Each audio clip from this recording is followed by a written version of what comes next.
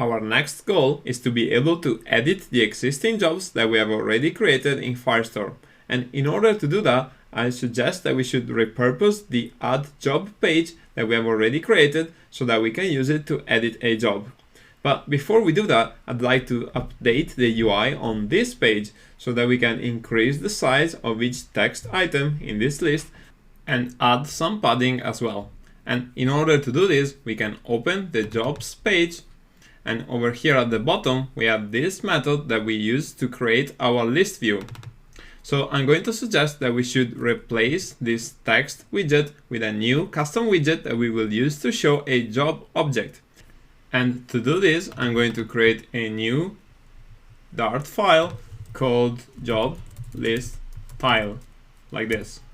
And this will define a new stateless widget called JobListTile, like this. And this will have two input arguments. The first one is a final job, which I can import. And the second one is a final void callback on top, like this. And then I can create the constructor for these arguments. And I also want to make sure that the job argument is at required, like this.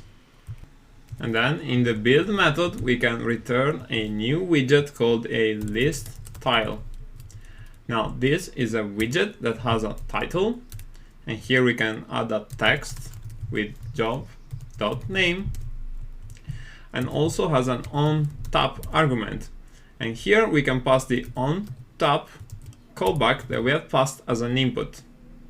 And now that we have this class, we can get back to our jobs page, and we can replace this text with a job list tile, which we can import, and we can supply the job argument like this. And also we can pass the on top argument. And for now, I'm just going to use an empty callback like this. Okay, so let's hot reload. And as you can see, the list now looks a lot better because each item is bigger and has more space around it. And in addition to that, we can tap on each item, and this reveals the material splash effect when we do that. And since the purpose of job list tile is to select a job, I think we could also add a small icon to indicate that each tile can be selected. And this is easily done by adding a trailing argument and passing an icon with icons.chevron right, like this. And if we hot reload, we can see that now each item has a little chevron on the right. Okay, so with this change, it's easier to see the list of jobs and select them, and we will talk more in detail about lists and list tile later on, but for now, what we have is good enough.